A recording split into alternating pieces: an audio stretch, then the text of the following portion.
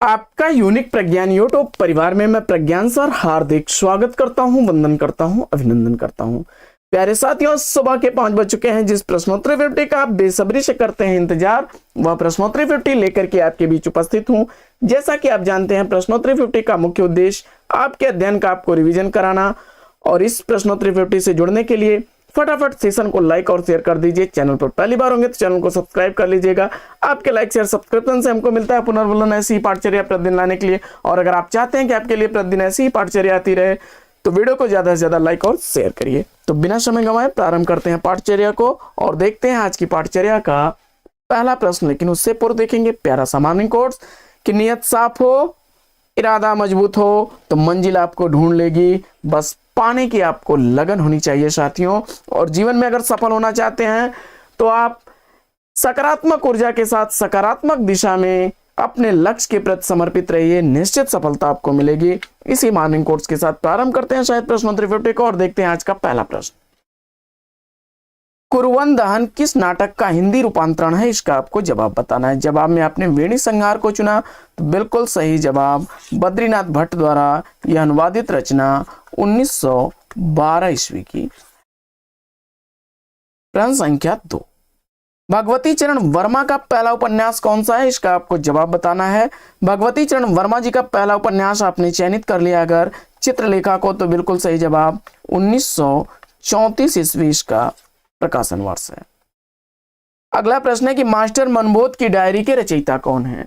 Master Manbodh की diary किसके द्वारा लिखी गई रचना है? और इस रचना का रचनाकार आपने विवेकी राय को चुना तो बिल्कुल सही जवाब। किस आलोचक की आलोचना को ध्वंसात्मक आलोचना कहा जाता है? इसका आपको जवाब बताना है। किस आलोचक की आलोचना को ध्वंसात्मक आलोचना कहा जाता है? जवाब में आपने रामविलास शर्मा को चुना तो बिल्कुल सही जवाब। अगला प्रश्न साथियों कि राष्ट्रगीत में भला कौन वह भारत भाग्य विधाता है? इन पंक्तियों के रचनाकार कौन है? जवाब में आपने रघुवीर सहाय को चुना तो बिल्कुल सही जवाब।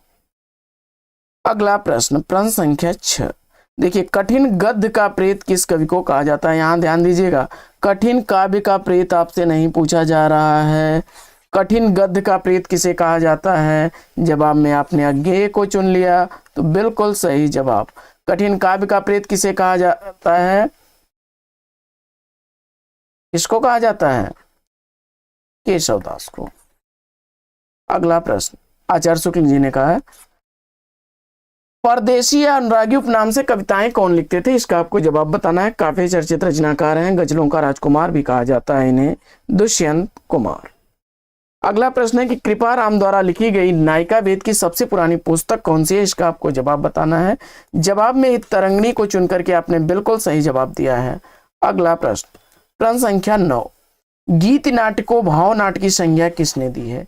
गीत नाट्य को भाव नाट्य की संज्ञा किसने दी है? इसका आपको उत्तर बताना है। इस प्रश्न का जवाब डॉक्टर नगेंद्र चुन करके आपने बिल्कुल सही जवाब दिया है। अगला प्रश्न है कि मधुबन रामनाथ इंद्रदेव किस उपन्यास के पात्र हैं? मधुबन रामनाथ इंद्रदेव तितली उपन्यास के पात्र हैं, जयशंकर प्रसाद द्वारा लिखा गया है। गुनाहों का देवता उपन्यास के उपन्यासकार कौन है? तो गुनाहों का देवता उपन्यास धर्मवीर भारती द्वारा लिखा गया 1949 ईस्वी का प्रकाशित उपन्यास है। अगला प्रश्न है कि शहर में घूमता आईना कृति का प्रकाशन वर्ष क्या है? शहर में घूमता आईना कृति उपेंद्र नाथ हस्क द्वारा जो है लिखी गई रचना है, जिसका प्रकाशन वर्ष 1963 ईस्वी।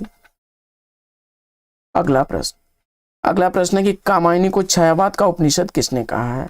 कामायनी को छायावाद का उपनिषद कहने वाले शांति प्रिय द्विवेदी जी हैं। पढ़ते हैं आगे और देखते हैं अगला प्रश्न संख्या 14, काफी चर्चित प्रश्न है कि श्रीलाल शुक्ल के राग दरबारी का रंगनाथ की वापसी शीर्षक से नाट्यांतर किसने किया? जवाब में आपने गिरीश रस्तोगी को चुन करके बिल्कुल सही जवाब दिया है। अगला प्रश्न है कि प्रेत की छाया उपन्यास के लेखक कौन है? प्रेत की छाया उपन्यास का लेखक इला चंद्र जोशी को चुन करके आपने बिल्कुल सही जवाब दिया है। अगला प्रश्न है कि हिंदी में ऋतु संहार के रचयिता कौन है? हिंदी में ऋतु संहार का रचनाकार आपने श्रीधर पाठक को चुना, बिल्कुल सही जवाब। अगला प्रश्न है कि विलक्षण बात यह है कि आधुनिक गद्य साहित्य की परंपरा का प्रवर्तन नाटकों से हुआ है, यह कथन किसका है? और जवाब में आपने आचार्य रामचंद्र शुक्ल को चुन लिया, बिल्कुल सही जवाब। अगला प्रश्न है कि संवेदनशील इंद्रिय बोध का कवि किसे कहा जाता है? संवेदनशील इंद्रिय बोध का कवि किसे कहा जाता है? जवाब में आपने सुमित्रानंदन पंत को चुना, बिल्कुल सही जवाब। अगला प्रश्न है कि प्रेत की छाया कहानी के लेखक कौन है? प्रेत की छाया कहानी किसके द्वारा लिखा गया कहानी संग्रह है? जवाब में आपने ज्योतिन्द्र नाथ को चुना, बिल्कुल सही जवाब। अगला प्रश्न है कि मधुप उपनाम से काव्यानुवाद करने वाले कवि कौन है? मधुप उपनाम से काव्यानुवाद करने वाले कवि कौन है, इसका आपको जवाब बताना है। इस प्रश्न का जवाब आपने मैथिली शरण गुप्त को चुन करके बिल्कुल सही उत्तर दिया है। अगला प्रश्न है कि उक्त व्यक्ति प्रकरण ग्रंथ के रचनाकार कौन है? उक्त व्यक्ति प्रकरण ग्रंथ दामोदर शर्मा द्वारा लिखा गया ग्रंथ है। अगला प्रश्न है कि उपनिवेश में स्त्री आलोचना ग्रंथ की लेखिका कौन है? उपनिवेश में स्त्री आलोचना ग्रंथ प्रभा खेतान द्वारा लिखा गया है।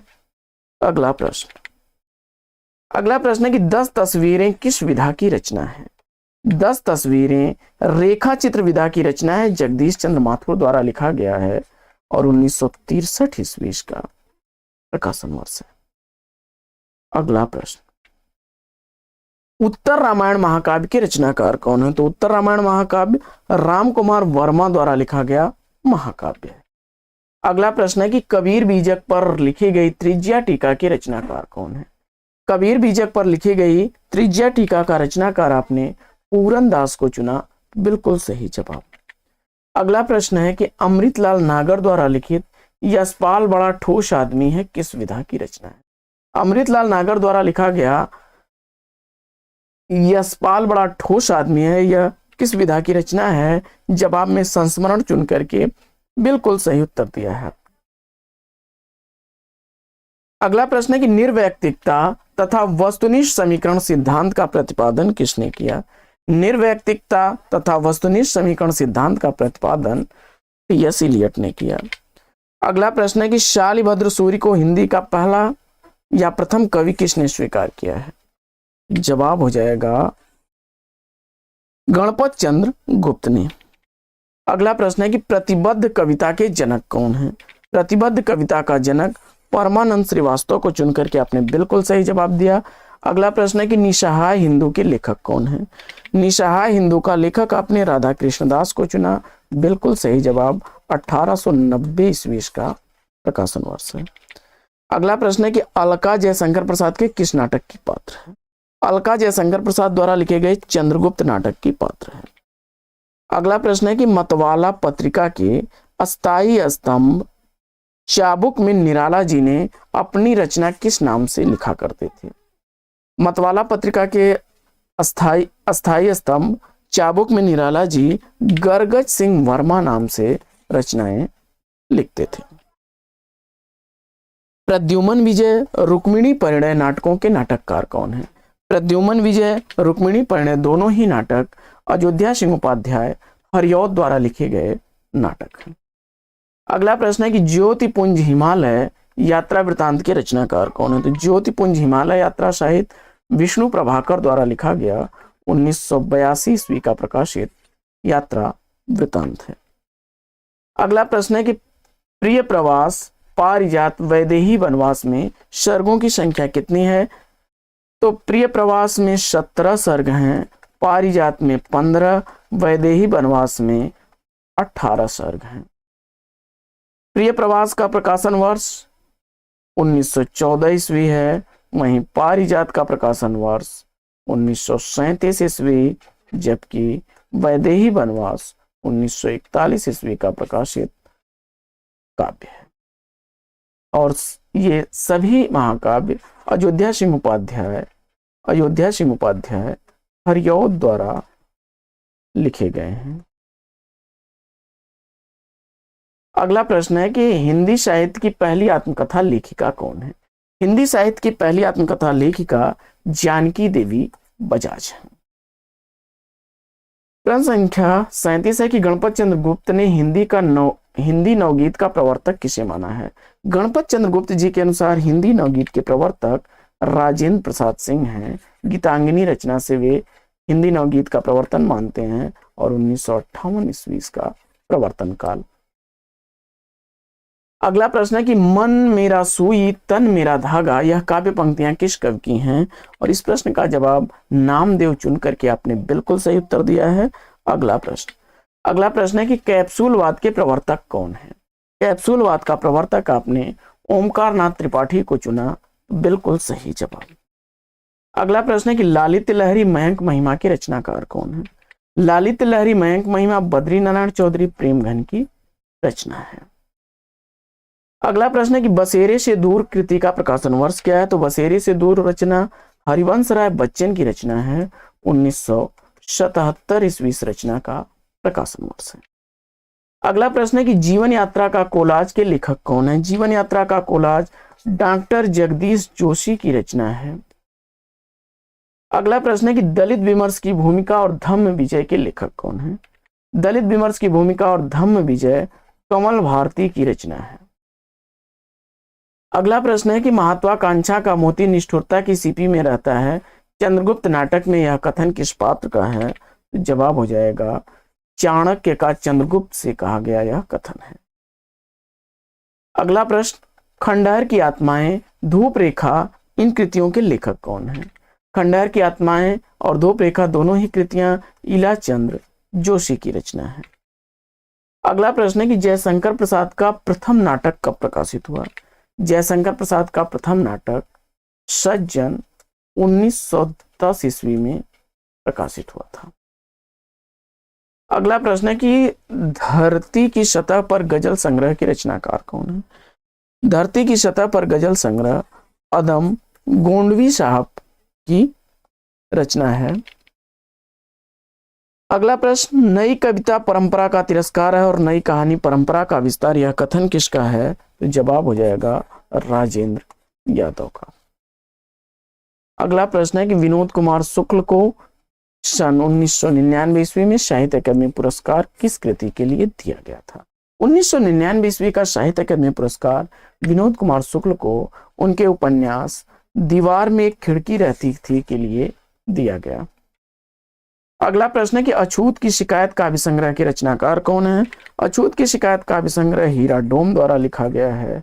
1914 ईस्वी रचना का प्रकाशन वर्ष है। तो साथियों, आज की यह प्रश्नोत्तरी 50 लेती है यहीं पर विराम। वीडियो कैसा लगा कमेंट्स करके जरूर बताइए। तो आज की इस पाठचर्या में लेंगे विराम, फिर मिलेंगे आपसे अगले वीडियो में एक नए प्रश्न, एक नया टॉपिक, एक नए अंदाज में। तब तक के लिए लेते हैं आपसे विदा। आपका जीवन मंगलमय हो। बेस्ट विशेष बेस्ट ऑफ लक। जय हिंद साथियों।